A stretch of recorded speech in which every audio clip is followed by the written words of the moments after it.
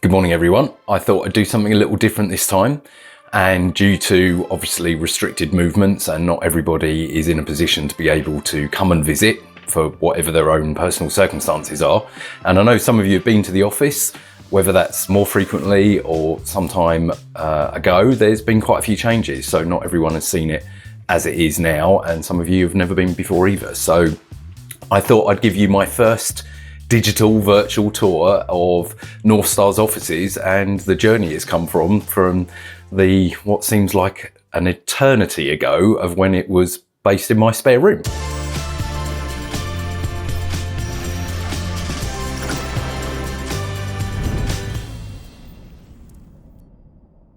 To start the tour in a health and safety fashion, make sure you sanitize your hands first, and then we'll make a move.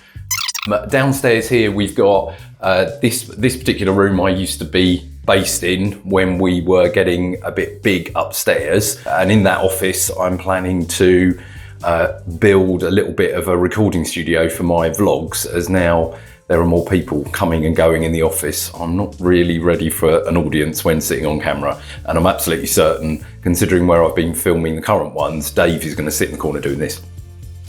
So moving down, this is the original part of the office. This is what we've started a refit on but haven't quite finished yet. The decorating and the nicer stuff hasn't been done, but the new air conditioning is in. This office or room used to be a workshop, and this is where I spent the first couple of weeks of lockdown, mainly tidying and organising.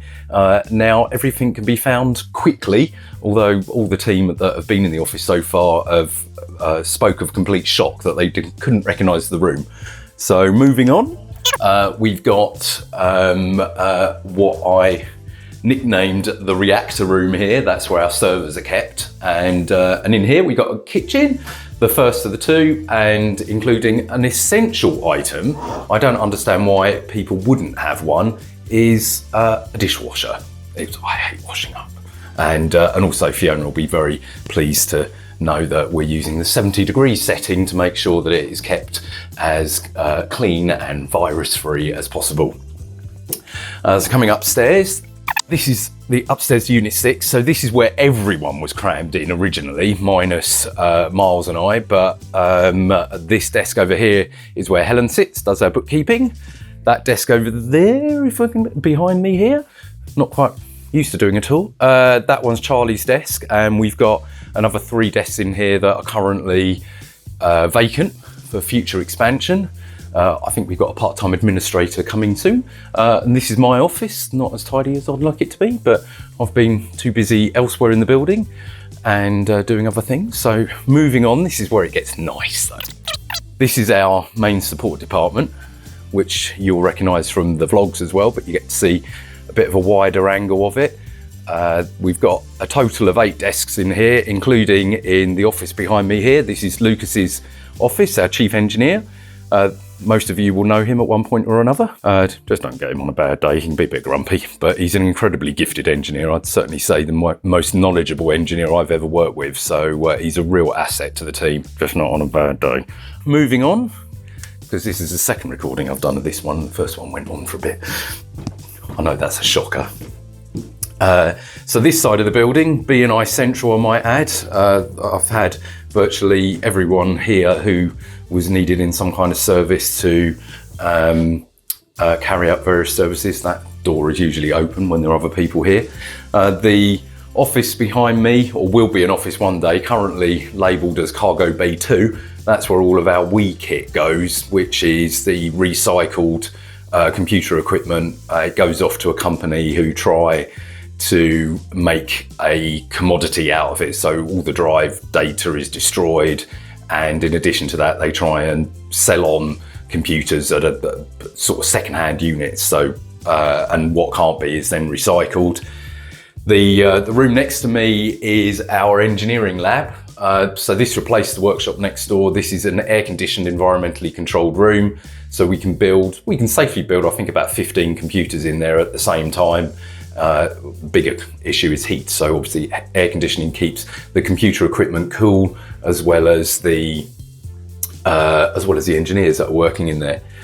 Behind me, The first thing we had as a problem next door as a growing team is we only have one toilet. And for those of you who have already encountered the same situation, you need more than one when I think you've got a team of 5 or 6 or growing. So next door we added 2, and this side to follow the same sort of setup, there are 2, but I wanted a shower. I wanted to be able to cycle to office once or twice a week. I wasn't quite expecting to be doing it 5 or 6 times a week this year, but the £35 didn't burn themselves off, so I've put it to good use. I just need to encourage some of the others to do it. And then this is the last room. This is our meeting room. You can't quite see above my head, but there's a projector there, and so the big white wall acts as a projection screen. I didn't think we'd use it a great deal in the short term, but prior to lockdown, it's got used a hell of a lot, and I've been doing Zoom meetings galore in here. So it's actually proven to be really, really useful.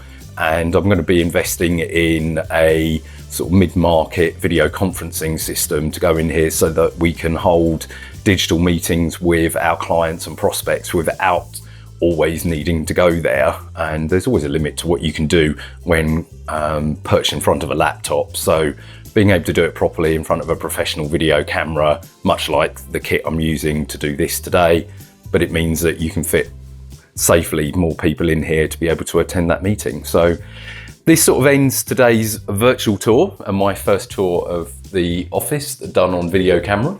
So forgive the I've recently learned I do seem to say it quite a lot. But, and there's one. And what I'm looking for, as a reminder this week, I would like some referrals into care homes. We're still picking some of those up. And also architect's office. Obviously not Michael, he's already a client, but I'd like, ideally, an introduction to Millerborn Architects in Portslade. But if there's any others that you know of, especially if they're based in an office that have got at least 4 or 5 people in, they'd make a perfect referral. So thank you for listening and watching. I hope it's been something a bit different, not too much of a bore. And back to Josh.